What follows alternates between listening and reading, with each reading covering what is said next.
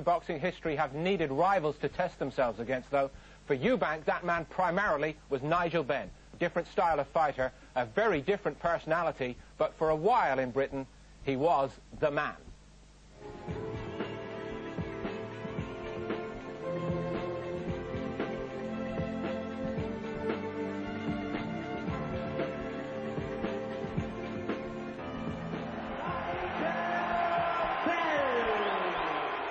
Every time I step in that ring, I'm ready to put my life on that line. Because that's how much my titles mean to me.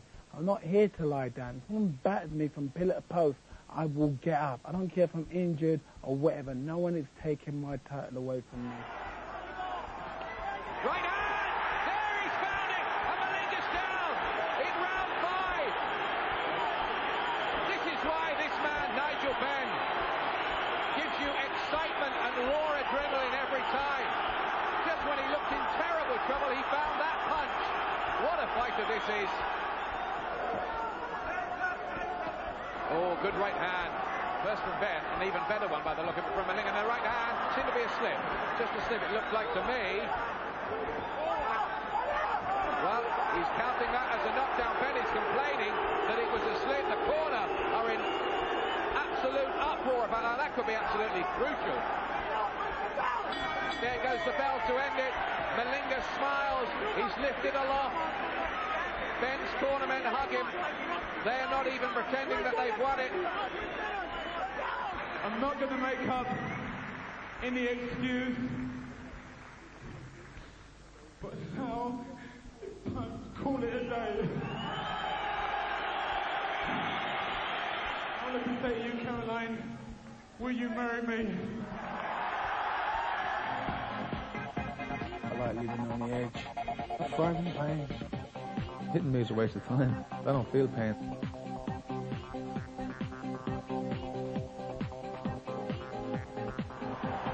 That hook gets through from Benn. Nice and elusive there. Two of them exchanging.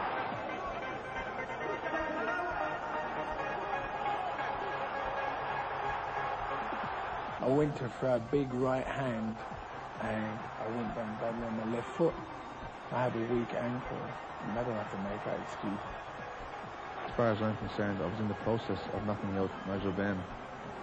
But he went over and twisted his ankle and took the opportunity away. He says he's all right. Takes more than that. But Collins senses here that Benn may be there for the taking for a moment.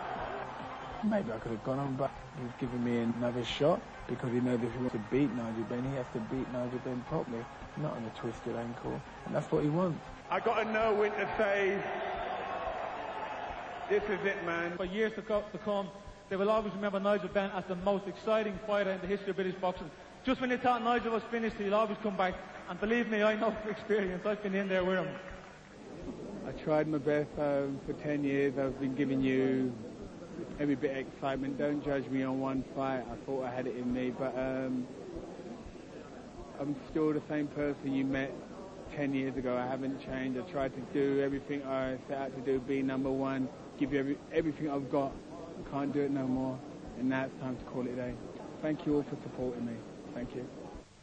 By any yardstick, it became an exceptional career. But how much do you respect a man, Glenn, who nearly, remember, early in the decade, found his career going away from him? He rebuilt himself, didn't he? He did rebuild himself, and he rebuilt it very well indeed. He is a fighter who come back, but I think the thing we remember Ben for was he was dark and he was brooding, but he was full of fight. You know, he was exciting. The public loved him because he'd always give his all, and sometimes he wore his heart on his sleeve, but that's what you liked about him. You know, he showed everything. There was electricity in the air every time he fought. But Barry, this thing about rivalry, which is such a feature of boxing, the rivalry with Eubank and Collins, looking back now, how do you tie the three together and assess them? Well, it's difficult, and I don't want to disparage any of them. They were all great fighters. For me, the most attractive and the most exciting fighter to watch was Nigel Benn. He was exceptional.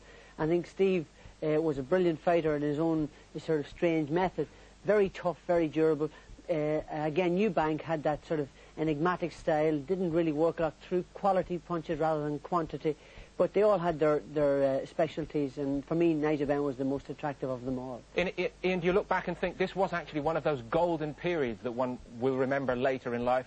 It was a great era, that. It really was a great era for the super middleweights, wasn't it? And Ben was the British Mike Tyson, wasn't he? He was a volatile character. He could be so moody. He used to say, I had the angel on one shoulder and the devil on the other. You never knew how you were going to find him. Personally, I thought he was just electric in the ring. I think, to be honest, at the end, some of those fights we saw there, that was the worst of Nigel Benn. His peak was when he fought Gerald McClellan. He was just sensational. After the break.